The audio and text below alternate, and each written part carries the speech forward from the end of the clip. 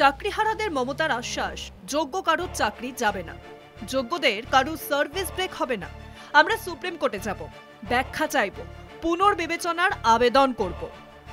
আমিও আইন জানি, সুপ্রিম কোর্টের নির্দেশ মেনেই সব করব। আপনাদের সরকার বরখাস্ত করেনি, আপনারা স্কুল যান, বাচ্চাদের পড়ান। আদালত নেতিবাচক কিছু বললে বিকল্প ভাবা আছে। আইনজীবী হিসেবে লড়বেন অভিষেক মনু সিংঘতি, কপিল সিব্বল, রাকেশ দ্বিবেদী, কল্যাণ বন্দ্যোপাধ্যায়, প্রশান্ত ভূষণ, দেবাঞ্জন মণ্ডল।